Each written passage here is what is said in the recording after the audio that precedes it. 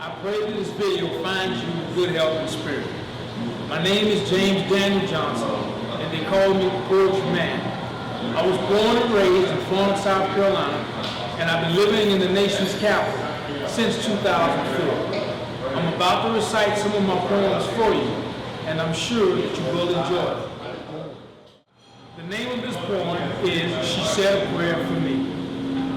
Marie L. Bain was an angel.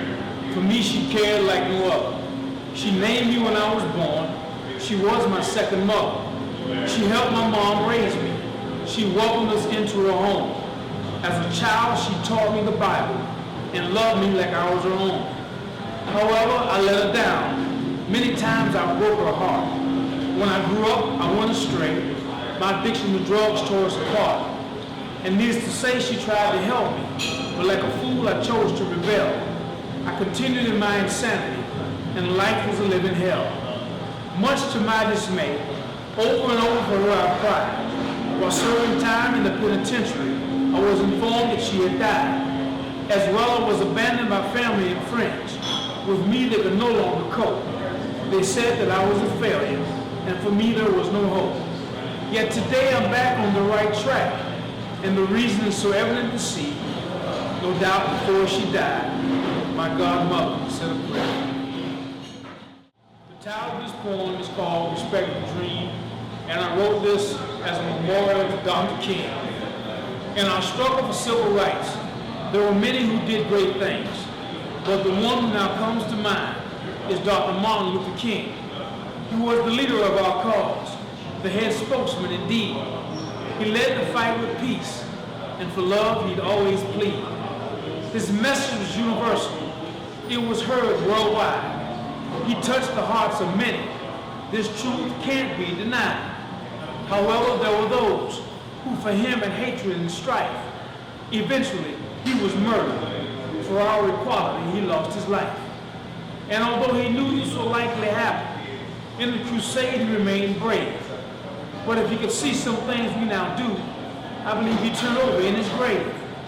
Because it is quite evident, the very thought is so hard to bear.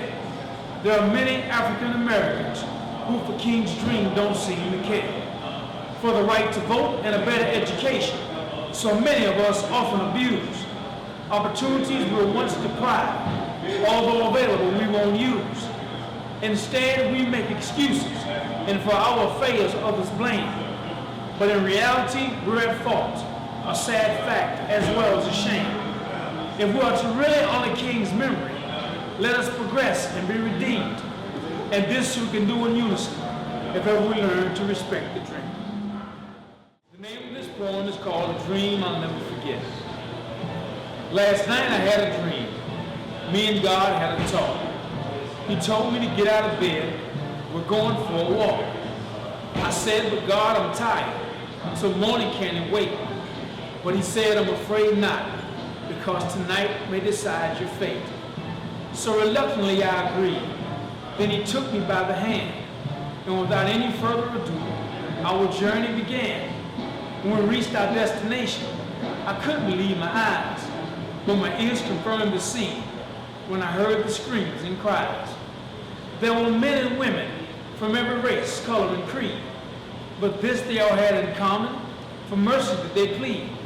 So I turned to look at God, and there was sadness on his face, and it now became quite evident that hell was the name of this place. He said I tried to warn them, but my word they wouldn't obey. They chose the pleasures of sin. Now this is the price they pay.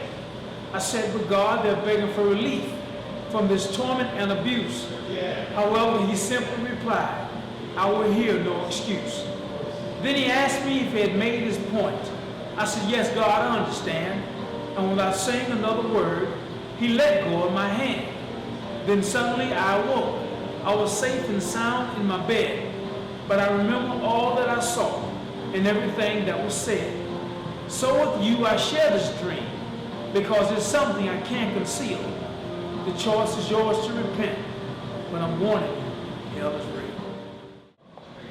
Thanks again for your time. I would like to share with you the titles of my two books. The first one is Internal Reflections, It Is What It Is. The second book is This Will Make You Think. In these books, I am talking about childhood abuse, anger, a lot of resentment, alcoholism, drug addiction, frequent incarcerations, homelessness, and my faith in Jesus Christ. I am living proof that if you put your faith in God, you can overcome obstacles in life and that there is redemption. Again, thanks for your time.